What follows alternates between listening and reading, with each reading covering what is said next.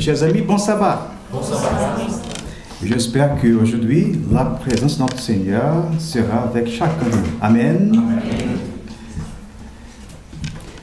On va parler aujourd'hui à propos de la prédestination. Est-ce que vous croyez en la prédestination? Ça veut dire que, peu importe les choses que vous faites, vous serez sauvés ou vous serez perdus selon votre prédestination. Est-ce que vous croyez en ça? Non. Bonne réponse. Il y a beaucoup de gens qui croient exactement comme ça. Si quelqu'un sera perdu, ça a été sa prédestination. Quelqu'un sera sauvé, simple, ça a été sa prédestination. Simple, tout simplement, comme ça. Nous sommes prédestinés, soit pour être sauvés ou perdus. Comme ça, la réponse? Non. Mais un jour, je parlais avec un frère à propos de son baptême, d'être engagé avec l'Église. Et comme réponse, il parlait avec moi, mon frère. Est-ce que vous savez, car il y a beaucoup qui sont appelés, mais peu d'élus. Mais quelle réponse? Il m'a dit qu'il était conformé, comme ça, il serait perdu, simple. Oui, c'est la volonté de notre Dieu. Je serai perdu, c'est tout. Quelle mauvaise réponse. Il y a beaucoup de gens qui sont conformés comme ça. C'est la volonté de Dieu. C'est pour ça que je suis dans cet état affaibli. Alors, on va lire ensemble Romains chapitre 8 et le verset 29. La volonté de notre Dieu. Romains chapitre 8 et le verset 29. On va lire maintenant à propos de sa volonté. C'est écrit, le verset 29. Car ceux qu'il a connus d'avance, il les a aussi prédestinés à être semblables à l'image de son Fils, afin que son Fils fût le premier-né entre plusieurs frères. Ça a été le plan de notre Seigneur, ce projet. C'était pour nous tuer? Non. Mais pour nous sauver. Ça a été son projet. La prédestination, c'est quelque chose que on va parler de ça et quelqu'un dira oui, quelqu'un dira non, parce que le célèbre pasteur Jacobus Arminius, il a bien compris comme la connaissance, la prédestination, c'est la connaissance préalable de Dieu, de ceux qui s'y repentiraient de leurs péchés et croiraient dans l'Évangile. Et Dieu avait déjà vu bien avant. Pour lui, ceux qui acceptent le salut sont les élus de Dieu. Simple. Quelqu'un va accepter, sera élu. Quelqu'un va rejeter, réprouvé. Simple. Tout simplement comme ça. Mais quelqu'un était là. Comment s'appelle? Jean Calvin. Il dit non, pas du tout. Du point de vue de Calvin, est le choix souverain de Dieu. Et non l'exercice de la foi par la personne qui va déterminer qui sera sauvé. Bref, il a défini comme le choix inconditionnel de Dieu. C'est comme ça. Dieu va voir les choses. Patrick, je pense qu'il mérite ça. Il va regarder quelqu'un. Non. Serait comme ça. Et la personne qui était née comme ça, prédestinée à être sauvée, même s'il faisait de bêtises, pas de problème. Enfant sera sauvé. Et quelqu'un qui va mettre tous les efforts pour être sauvé, jamais sera sauvé parce qu'il était marqué comme perdu. Mais c'est bizarre, hein? c'est bizarre comme ça. Non, pas possible pour penser comme ça. Non, non, non, non. Et on sait justement qu'il y a beaucoup de gens, qui pensent justement comme ça. Et vous, comment voyez-vous? Qu'est-ce que vous pensez à propos de ça? La prédestination, selon la parole de Dieu, c'est très simple. Ézéchiel, chapitre 18 et le verset 32. On va regarder maintenant le projet de notre bon Père Céleste. Il nous a créés pour faire quoi? Pour mourir, pour souffrir. C'est comme ça son projet. 18 et le verset 32. Son projet.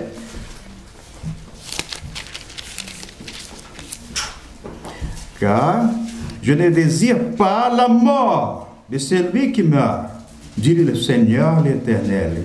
Convertissez-vous donc et vivez. C'est le plaisir de notre Seigneur. Pour construire, pour créer quelqu'un, pour le tuer, non. Ce n'est pas le désir de notre Seigneur. Son désir est que chacun de nous ici sera enfin sauvé. C'est son désir, c'est sa volonté. Parce que quelqu'un pense que, ah non, je souffre beaucoup parce que c'est la volonté de notre Seigneur. Pas du tout. Jamais l'Éternel a planifié une telle chose. Jérémie, chapitre 29 et le verset 11. Qu'est-ce qu'il a préparé pour nous? Sa pensée, comment? 29, le verset 11. Car je connais les projets que j'ai formés sur vous, dit l'Éternel. Projet, quel genre de projet? Projet de paix et non de malheur, afin de vous donner un avenir et de l'espérance. L'Éternel a un projet. Mais quel genre de projet? Waouh! Quel genre? Quel projet, hein? Projet de paix. Il regarde maintenant à chacun de nous. Il y a un projet spécialement pour vous, pour mon ami Francis et pour son papa. Son papa? Oui. Un projet spécial pour vous, pour chacun de vous ici. Vous qui parlez espagnol, oui, pour vous. Vous qui parlez romain, oui, c'est pour vous-même. Français, c'est pour vous-même. Portugais, ma langue, oui, c'est pour moi aussi. Un bon projet pour chacun de nous. Mais le désir de notre Seigneur, 1 Timothée, chapitre 2, on va lire ensemble le verset 3 et le verset 4. Ici, c'est clair. Le projet de notre Seigneur. 1 Timothée 2, le verset 3. Cela est bon et agréable devant Dieu, notre Sauveur, qui veut que tous les hommes soient sauvés et parviennent à la connaissance de la vérité. Quel désir, quel plaisir de voir les gens qui seront sauvés. Et pourquoi? Qu'est-ce qui se passe? C'est le désir de l'Éternel. Et pourquoi que beaucoup de gens seront perdus? Enfants, pourquoi? Il est bon, il fait tout pour nous sauver. Mais pourquoi qu'il y a beaucoup de gens qui vont résister à l'Éternel? Parce que il nous a donné quelque chose de spécial. Quelle chose? Le libre arbitre. Ça veut dire que nous sommes libres. Pour faire quoi? Choisir. Qui? L'Éternel ou le monde? Oui.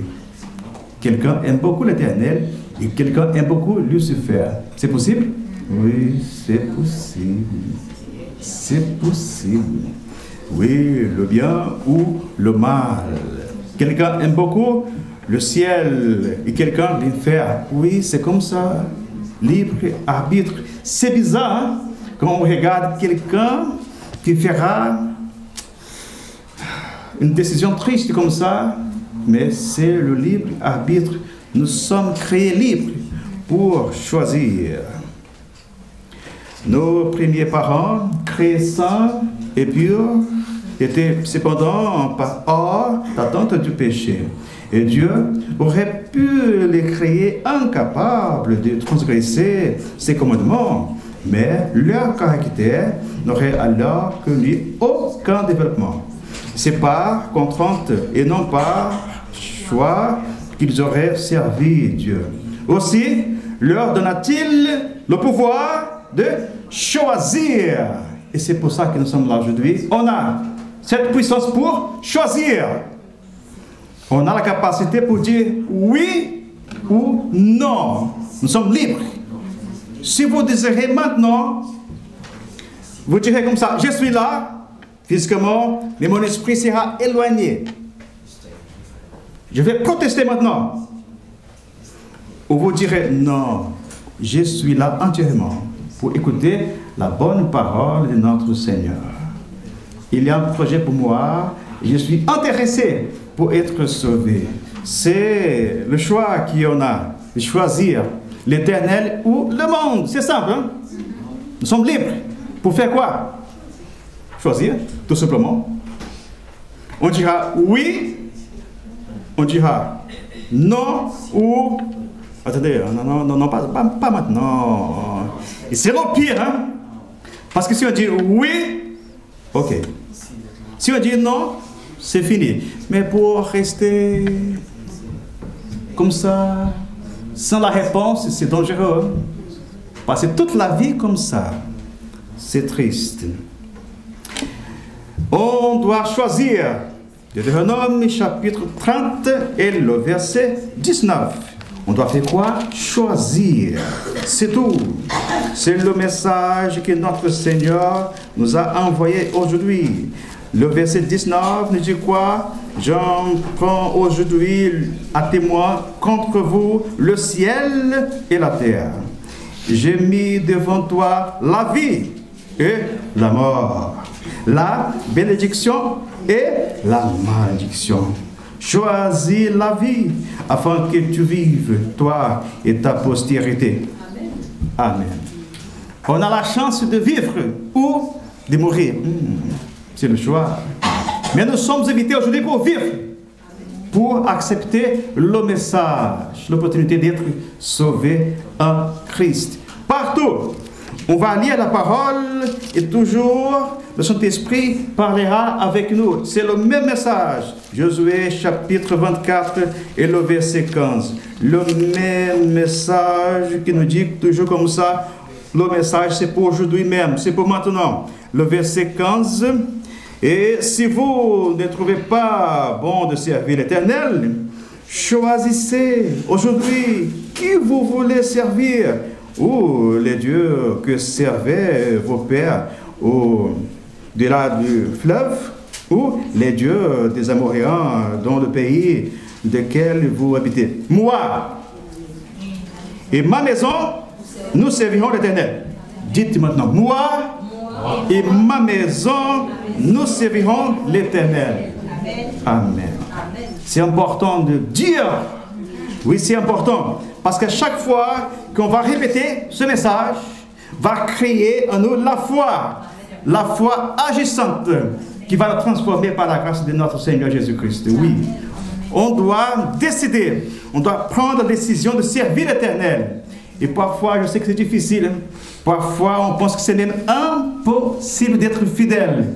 Mais on doit répéter, moi et ma maison, nous servirons l'Éternel. C'est avec la foi. Le juste vivra par la foi.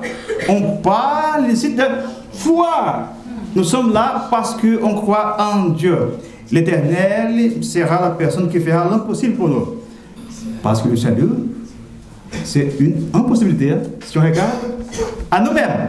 Mais en Christ, il sera totalement possible. Les enfants doivent apprécier la volonté et sa juste valeur. Apprécier quoi? La volonté. Il faut leur apprendre à distinguer la dimension de responsabilité qu'elle contient. Je me souviens, après le baptême à Comana, l'eau était tellement froide qu'après je tombais malade est écrit BME avec sinusite, c'est comme ça, sinusite. Et chaque fois que j'ai une crise de sinusite, je commence à prendre des médicaments, mais je sais que pour moi c'est compliqué. Il n'y a qu'une seule solution. Et je déteste en fait la solution. C'est pour faire des inhalations d'eucalyptus, c'est comme ça. Et je pense que je vais mourir. Mais après 3 jours, malade, je pensais, oui, donc pour moi, la seule solution, c'est l'inhalation d'eucalyptus. 10 minutes, 15 minutes, 20 minutes pour moi, c'est même que la mort pour moi. Mais après 15 minutes, pas de maladie. Donc, qu'est-ce qui me manquait? La volonté. Si je pense que c'est difficile, non, c'est difficile. Pour jouer un instrument, mais c'est compliqué. Ouh là là. Ah, mais comment tu fais ça pour jouer? Ah, c'est difficile. Mais si je désire véritablement, qu'est-ce qui passera? Je commence maintenant. C'est maintenant. Nous manque la décision, la volonté. Parce que si on regarde toutes les difficultés, c'est fini pour nous. Hein? C'est fini. Et le royaume des ciels, c'est la même chose. Si on va regarder toutes les difficultés, nous sommes perdus. Les difficultés pour garder le sabbat, wow. Pour délaisser la vanité, wow. Impossible. Pour faire quelque chose, pour pardonner, non, c'est pas possible pour moi. Non, on doit choisir, et c'est tout pour nous. La volonté, elle est la force qui permet à l'homme de gouverner, de décider, de choisir. Tout être humain doué de raison a le pouvoir de choisir le bien dans nos expériences de chaque jour. Dieu nous dit, choisissez aujourd'hui qui vous voulez servir. Josué 24, 15. Chacun peut expliquer sa volonté à suivre la volonté de Dieu. Choisir de lui obéir et en s'unissant ainsi aux puissances divines, se tenir fermement à l'écart du mal. Chaque jeune, chaque enfant a le pouvoir, avec l'aide de Dieu, de se forger un caractère intègre et de vivre une vie utile. Qu'est-ce qui nous manque donc? Nous manque la volonté. C'est le désir. Hein? On regarde les choses, ah oui, je désirais beaucoup d'être comme Daniel. Ah, comme il était sage. Hein? Ah, il connaissait beaucoup de bonnes choses. Hein? Des bonnes choses. Mais qu'est-ce qu'il faisait Daniel? Daniel priait, c'est combien de fois? 3 fois. Mais en fait plus, hein? Mais au moins 3 fois chaque jour, même le même heure pour prier et jeûner beaucoup. Donc c'est la décision qui nous manque. L'exercice de la volonté. Parce que parfois on va planifier les choses, mais nous sommes résistants pour prendre la décision. Quelle est la volonté divine? On a lu maintenant que Dieu désire de nous sauver. C'est son désir. Et il a mis tous ses efforts pour nous sauver. Romains chapitre 8 et le verset 32. Des choses qu'Éternel a réalisées pour nous sauver. Le verset 32. Et lui qui n'a point épargné son propre fils, mais qui l'a livré pour nous tous. Comment ne nous donnera-t-il pas aussi toutes choses avec lui? Toutes les choses, il nous a donné. Et pourquoi qu'il même comme ça, c'est difficile pour nous pour être sauvés? Pourquoi? Enfin, quelqu'un sera perdu. Pourquoi? La réponse, selon le témoignage, c'est donc, nous ne sommes pas sauvés, ce ne sera pas la faute de Dieu, mais la nôtre. Parce que nous aurons négligé de coopérer avec les agents divins. Notre volonté n'aura pas coïncidé avec celle de Dieu.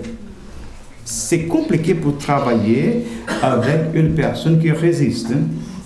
Et parfois, quelqu'un pense que le pasteur a la puissance de toucher les gens, de les transformer. Ah, mon frère, est-ce que tu peux venir à ma maison pour parler avec mon fils? Je regarde, mais ouais, pour faire quoi? Des miracles? Non, on parle, mais la décision appartient à qui? C'est la personne. On prie, on va prier ensemble. Mais la décision appartient à vous et à moi. Et parfois, pense qu'on a la puissance pour parler avec les gens. Ils sont transformés. Non. Même l'Éternel, avec toute sa puissance, il nous donne la possibilité de choisir.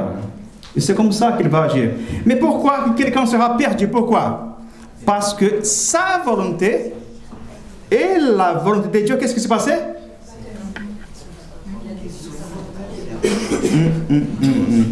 L'Éternel a planifié une chose et sa volonté humaine a planifié une autre chose différente. Et enfin, pas de salut. Parce qu'il n'avait pas la coïncidence. C'était notre volonté n'aura pas coïncidé avec celle de Dieu. Il fait tout pour nous sauver. Chaque fois quand un enfant est né, vient le diable. Il dira comme ça, cet enfant sera one more, un de plus pour être brûlé dans l'enfer.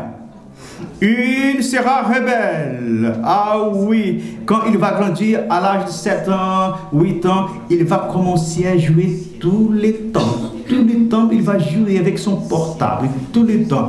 Il sera fatigué pour lire la parole de l'Éternel. Chaque fois, quand il va commencer à lire, il sera comme ça. Ah non, j'ai envie de dormir. Et pour venir à l'église, il sera fatigué. Chaque sabbat sera la même chose. Il va commencer à courir, il fera des bêtises, et oui, il sera un rebelle. Il sera à l'église pour dormir à l'église. Oui, il sera rebelle. Oui. Et enfin, quand il sera adulte, il sera tellement chargé qu'il manquera le temps même pour réfléchir, même pour penser à propos de l'éternité. Mais Jésus-Christ dit non. Cet enfant sera béni. Non, il sera béni.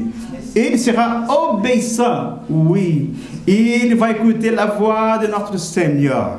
Il aura toute la chance pour prendre sa bonne décision de choisir le royaume de Dieu. Il sera sauvé. Et le diable dit, il sera brûlé dans l'enfer. Il sera sauvé, il sera perdu. Mais maintenant, dis-moi, qui aura la capacité de prendre la décision? Parce que le diable dit, jamais. Et Christ dit, oui. Et maintenant, qui va prendre la décision? Qui? Justement, c'est lui, c'est vous, c'est moi. On a la capacité d'être la personne qui va choisir entre le bien ou le mal, entre l'enfer ou le royaume des cieux. On a la capacité de choisir. Et si vous êtes là aujourd'hui, je pense que ça a été le travail de Saint-Esprit. L'Éternel a créé cette possibilité d'être là pour comprendre sa parole, pour écouter le message de salut qui vient de la part de notre Seigneur. Vous êtes là pas par hasard, mais ça a été l'opportunité que l'Éternel a créée pour parler de la décision. Nous sommes là pour prendre la décision d'être sauvé ou perdu. Oui, cet enfant est là. Il est là aujourd'hui. Le diable dit qu'il jamais sera sauvé. Et Jésus-Christ dit oui, il sera sauvé. Et maintenant, reste à nous de prendre la décision. On va rester dans le côté du diable ou du côté de Jésus-Christ. C'est à nous pour décider. Nous, on a la chance de décider aujourd'hui même qui sera sauvé, qui sera perdu. Tous ceux qui veulent être sauvés par Christ sont les élus de Dieu. C'est l'obéissant qui est prédestiné dès la fondation du monde. Qui sera les élus ici? Les élus, qui sera qui? Ah, ceux qui veulent. C'est mon désir. Ah, donc l'Éternel a le désir de me sauver. Et moi aussi. Je lutte. L'Éternel lutte pour me sauver. Ah, donc c'est moi. Je serai sauvé. Je serai élu. Ah, il y en a ici. Ceux qui sont prédestinés. C'est à qui, hein? Qui sera prédestiné? Qui sera prédestiné? Encore? Encore? La même âge? Ok. Qui sera prédestiné, hein? La dernière partie. C'est qui? Lisez avec moi. Qui sera prédestiné? Ah! L'obéissant. Parce que sera difficile pour établir un nouveau royaume avec les désobéissants. C'est difficile, hein? J'aime beaucoup obéir l'Éternel. Oui, donc son royaume sera pour moi. Ah, j'aime beaucoup obéir Satan. Donc, c'est quelque chose de bizarre. Hein? On doit prendre la décision d'obéir soit l'Éternel ou l'ennemi. Les élus sont ceux qui veulent être sauvés. Et les prédestinés, ce sont que obéissent l'Éternel. C'est manuscript release. Je pense que n'est pas en français. Aujourd'hui, on a la chance d'être sauvé ou perdu. C'est pas par hasard. Hein? Ah, quelqu'un n'a jamais pensé d'être sauvé et là, il est sauvé. Non. Le salut demande beaucoup de lutte. Je ne sais pas qu'est-ce qui se passe avec ton cœur. Beaucoup de lutte, beaucoup de tentations. Je ne sais pas qu'est-ce qui se passe avec le cœur des gens ici. Beaucoup de tentations, beaucoup de messages du monde. Le monde frappe la porte et Jésus-Christ aussi. Et qui va entrer? Qui aura la préférence? Qui sera la personne numéro 1 de notre vie? Qui va ouvrir la porte et laisser Jésus-Christ entrer aujourd'hui? Jésus-Christ a un bon projet pour nous sauver. Il a toute la puissance pour nous transformer. Est-ce que vous croyez qu'il sera possible pour être transformé? Vous croyez? Ou vous êtes là par hasard? Ah, je ne sais pas. Peut-être. Je ne sais pas, parce que je suis né comme ça, et je ne sais pas si c'est possible pour être transformé. C'est possible ça, Christophe? C'est possible de transformer? C'est possible? Oui. La réponse est oui. C'est possible. C'est possible d'être transformé. Si on veut être transformé. Mais c'est compliqué de travailler avec ce qui résiste. C'est compliqué. Mais si nous sommes ouverts pour la transformation, si nous sommes ouverts pour être sauvés, le Saint-Esprit va continuer à faire son travail et va nous transformer, nous-mêmes et notre maison. Et mon désir que l'Éternel puisse y rester avec nous, afin que son projet de nous transformer, de nous sauver, sera accompli dans notre vie. Parce que nous sommes créés pour être sauvés. La prédestination, oui, existe. Mais pourquoi?